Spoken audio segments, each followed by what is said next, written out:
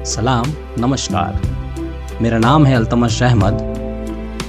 मैं सिर्फ कहानियां नहीं सुनाता, मैं उन्हें जिंदा करता हूँ। स्वागत है आपका मेरे चैनल कहानीज में। आज की कहानी का शीर्षक है परियों की दिवाली। आसमान के एक रंग बिरंगे कोने में परियों का एक अद्भुत देश है। वहां हर जगह फूलों की खुशबू तैरती रहती है। बादल रुई के फाहों जैसे मुलायम लगते हैं और तारे रात में चांदी की बूंदों की तरह चमकते हैं।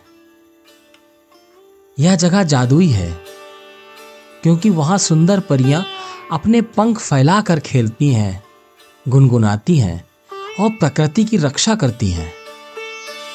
इसी जादुई देश में रहती थी एक छोटी सुनहरी परी। उसकी आंखें ओस की बूंदों जैसी चमकदार थीं और उसके पंख इंद्रधनुष के 7 रंगों जैसे चमकते थे। सब उसे सुनहरी परी कहकर पुकारते थे। एक दिन सुनहरी परी ने देखा कि धरती पर बहुत हलचल है। हर तरफ लोग घर साफ कर रहे थे, रंग बिरंगी लाइटें सजा रहे थे, मिठाइयां बना रहे थे और बच्चों के हाथों में चमचमाते दीपक थे। आसमान से यह नजारा किसी बड़े पर्व जैसा लग रहा था। सुनहरी परी ने अपनी माँ गुलाबी परी से पूछा, माँ, धरती पर लोग इतने दीपक क्यों जला रहे हैं? वे इतना उल्लास क्यों मना रहे हैं? क्या आज कोई खास दिन है? गुलाबी परी, जो पूरे परी देश की सबसे बुद्धिमान मानी जाती थी, मुस्कुराई और बोली, हाँ बेटी, आज दिवाली है। यह एक महान त्योहार है जिसे भगवान राम के अयोध्या लौटने की खुशी में मनाया जाता है। सुनहरी परी की जिज्ञासा और बढ़ गई। वह अपनी छोटी सी छड़ी घुमाते हुए बोली, भगवान राम, अयोध्या? मां, यह सब क्या है? और भगवान राम की वापसी में इतना बड़ा उत्सव क्यों? गुलाबी परी ने धीरे धीरे कहानी सुनानी शुरू की। बहुत समय पहले धरती पर अयोध्या नाम का एक राज्य था। वहां राम नाम के एक महान और धर्मप्रिय राजकुमार रहते थे। वे मर्यादा, साहस और करुणा के प्रतीक थे। राम ने अपनी पत्नी सीता और भाई लक्ष्मण के साथ अपने पिता दशरथ के वचन को निभाने के लिए 14 साल का वनवास स्वीकार कर लिया था। वन में रहते हुए राक्षस राज रावण ने माता सीता का हरण कर लिया और उन्हें लंका ले गया। तब भगवान राम ने वानरों, भालुओं, पक्षियों और प्रकृति की सहायता से रावण का सामना किया। हनुमान जी ने पर्वत लांघे, जामवंत ने बल दिया, नदियों ने मार्ग बनाया, समुद्र ने रास्ता दिया और यहाँ तक कि पेड़ पौधों और वन्य पशु पक्षियों ने भी पुल बनाने में सहयोग किया।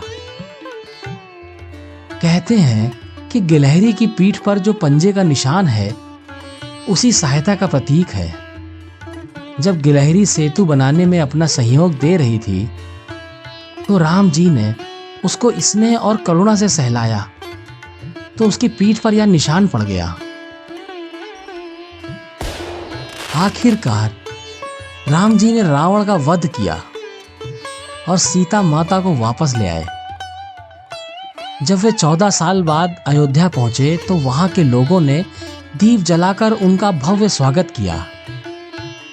पूरी अयोध्या दीपों से जगमगा उठी, मानो धरती पर तारों का सागर उतर आया हो।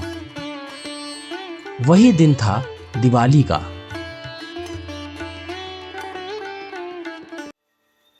सुनहरी परी मंत्रमुग्ध होकर कहानी सुनती रही। फिर उसने धीरे से पूछा, मां, क्या हम परियों ने भी सीता माता की मदद की थी? हमारा उनसे क्या रिश्ता है? गुलाबी परी ने अपनी बेटी को गोद लिया और प्यार से बोली, बेटी, हम परियां प्रकृति की आत्माएं हैं। हम फूलों में खुशबू भरती हैं, नदियों को मधुर कलकल कराती हैं, हवाओं में संगीत घोलती हैं। जब माता सीता वन में थीं, तब जंगल ने उन्हें छाया दी, नदियों ने उन्हें शीतलता दी, पक्षियों ने गीत गाकर उनका मन बहलाया। और चूंकि हम परियां प्रकृति के हर अंश में बसती हैं, इसलिए हम भी उनके साथ थे। हमारी आत्मा हमेशा अच्छाई और सत्य के साथ रहती है। माता सीता खुद धरती की बेटी है, वह प्रकृति का ही रूप है। इसलिए उनका रिश्ता हम परियों से माँ बेटियों जैसा है। जब सीता दुखी थी, तो हमारी आत्माएं उनके दुख से कांप उठती थीं। और जब वे राम के संग लौटी, तो हम भी खुशी से झूम उठे थे। यह कहानी सुनकर सुनहरी परी की आंखें चमक उठी। उसने उत्साह से कहा, तो मां, अगर हम भी माता सीता की बेटियां हैं, तो क्या हम परियां भी दिवाली मनाती हैं? गुलाबी परी प्यार से हंसी। उसके हंसने से ऐसा लगता था जैसे फूलों की कलियां चटक रही हों।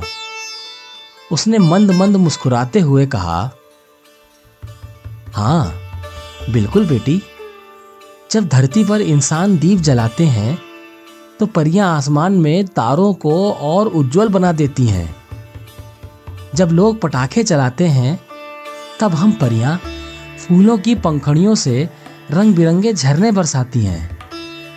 जब इंसान मिठाइयाँ खाते हैं, तब हम परियां अमृत की बूंदें फूलों पर टपकाती हैं, ताकि उनकी खुशबू और मीठी हो जाए।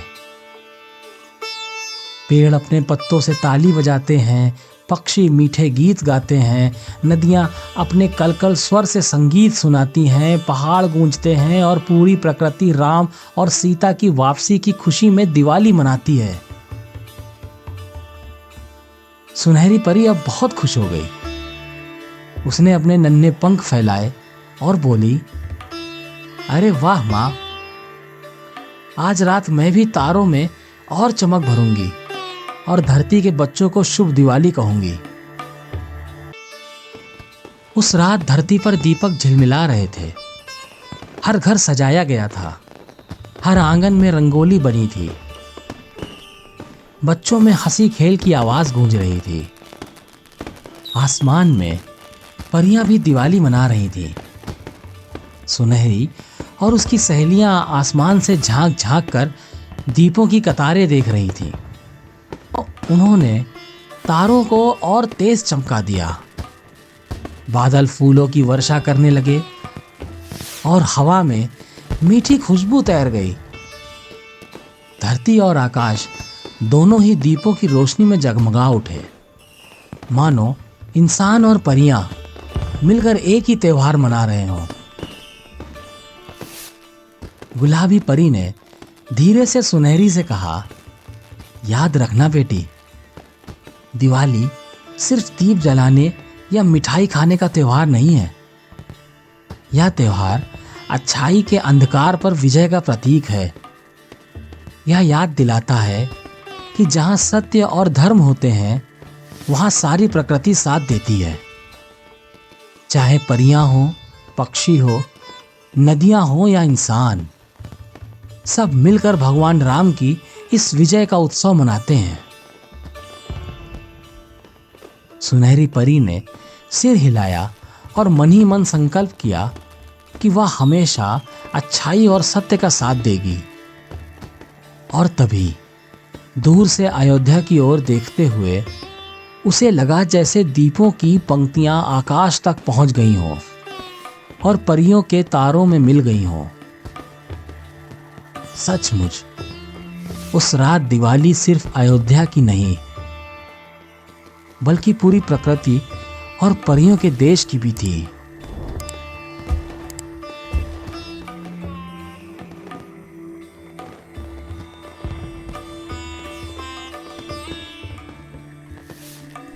अगर मेरी कहानी आप सबको अच्छी लगे, आपके दिल को छू जाए, या कुछ सिखाए तो सब्सक्राइब करना ना भूलें। आपका एक सब्सक्राइब मुझे बहुत खुशी देगा। और कमेंट में ये ज़रूर बताएं कि किस टॉपिक पे कहानी चाहिए। मैं कोशिश करूँगा इंशाल्लाह लिख सकूँ। शुक्रिया आप सबका।